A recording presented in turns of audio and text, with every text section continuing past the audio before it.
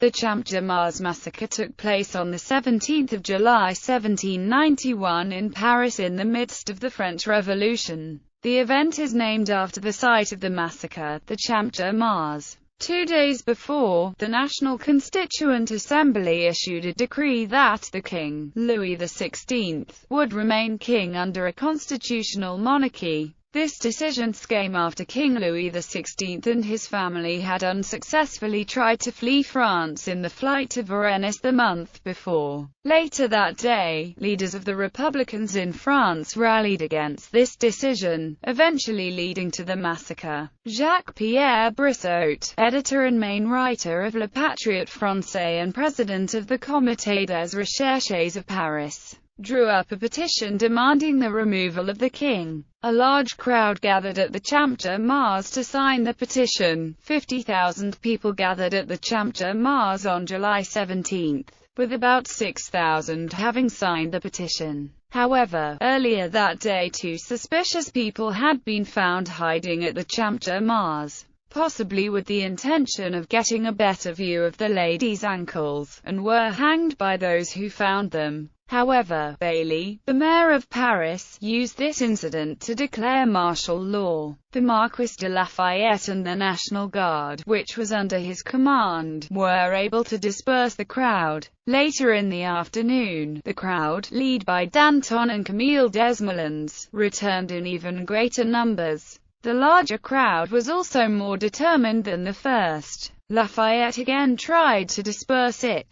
In retaliation, the crowd threw stones at the National Guard. After firing unsuccessful warning shots, the National Guard opened fire directly on the crowd. The exact numbers of dead and wounded are unknown. Estimates range from a dozen to 50 dead. Context: when Louis XVI and his family fled to Varennes, it set off political turmoil. People felt betrayed and had anger towards Louis. Earlier, information had been received by the Assembly that there was potentially a plan for the king to flee. The idea that Louis planned on fleeing the Tuileries Palace began in early 1791 and was one of the causes of the Day of Daggers on 28 February 1791. The escape event was not subtly planned, and enough suspicions were aroused in those working in the palace that the information trickled down to newspapers. The Marquis de Lafayette promised on his own life that such a thing was not true, and was proven wrong when the king did try to escape. Lafayette and the Assembly created a lie that the king had been kidnapped. Ultimately, the king and his family were brought back, and the Assembly decided that he needed to be a part of the government if he agreed to consent to the Constitution. At the time of the massacre, divisions within the Third Estate had already begun to grow.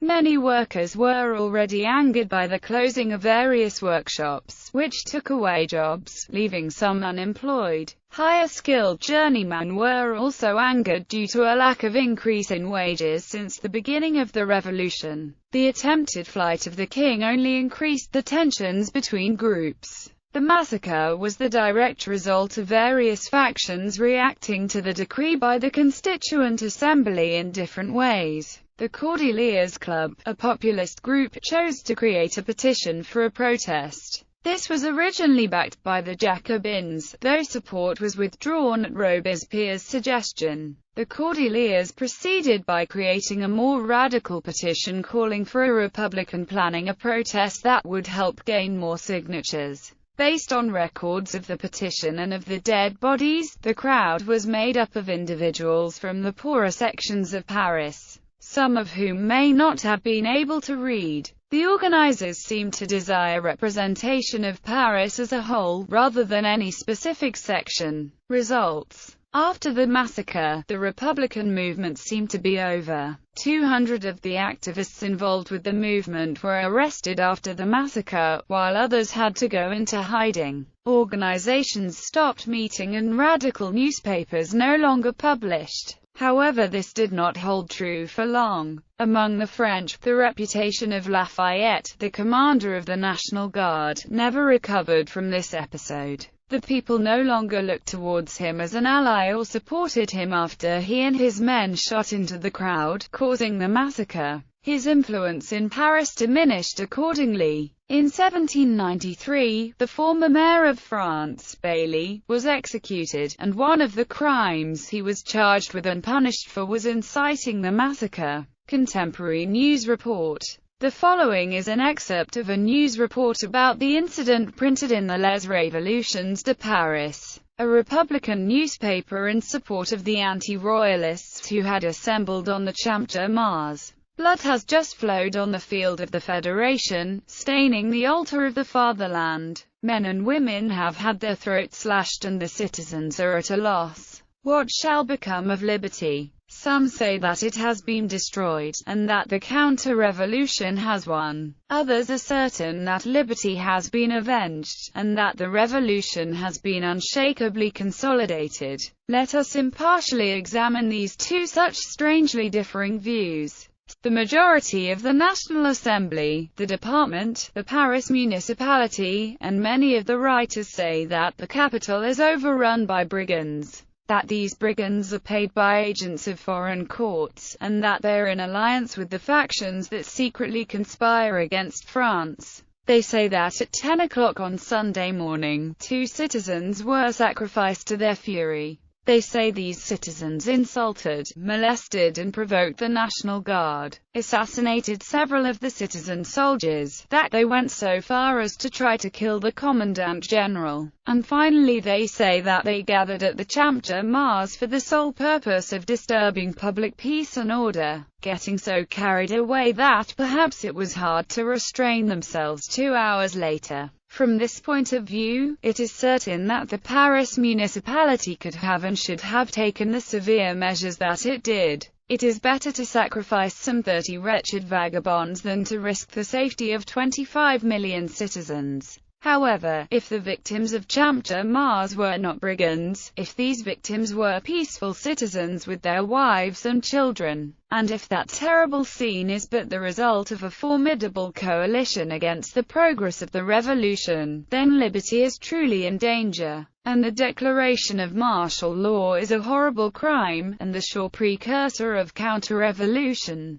The field of the Federation is a vast plain, at the center of which the altar of the fatherland is located, and where the slopes surrounding the plain are cut at intervals to facilitate entry and exit. One section of the troops entered at the far side of the military school, another came through the entrance somewhat lower down, and a third by the gate that opens onto the Grande Rue de Chalet, where the red flag was placed. The people at the altar, more than 15,000 strong, had hardly noticed the flag when shots were heard. Do not move, they are firing blanks. They must come here to post the law. The troops advanced a second time. The composure of the faces of those who surrounded the altar did not change. But when a third volley mowed many of them down, the crowd fled, leaving only a group of 100 people at the altar itself. Alas, they paid dearly for their courage and blind trust in the law. Men, women, even a child, were massacred there, massacred on the altar of the fatherland. Text of the petition. The following is the text of the manifesto which was being read and signed by French citizens in the Champ de Mars on the day of the massacre, the 17th of July 1791. The undersigned Frenchmen, members of the sovereign people, considering that, in questions concerning the safety of the people, it is their right to express their will in order to enlighten and guide their deputies,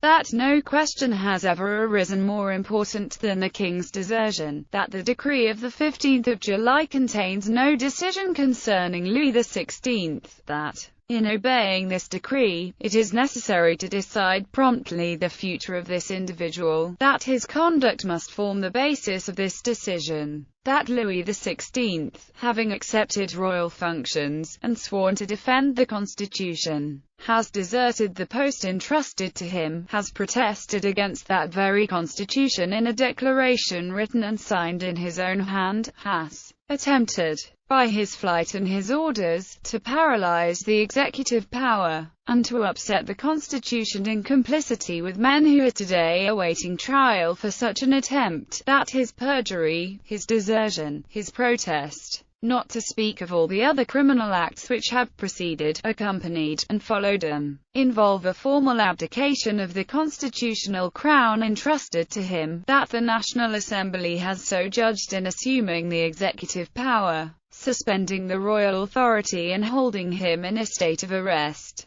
that fresh promises from Louis XVI to observe the Constitution cannot offer the nation a sufficient guarantee against a fresh perjury and a new conspiracy. Considering finally that it would be as contrary to the majesty of the outraged nation as it would be contrary to its interest to confide the reins of empire to a perjurer, a traitor, and a fugitive, we formally and specifically demand that the Assembly receive the abdication made on the 21st of June by Louis XVI of the Crown which had been delegated to him, and provide for his successor in the constitutional manner. And we declare that the undersigned will never recognize Louis XVI as their king unless the majority of the nation express a desire contrary to the present petition.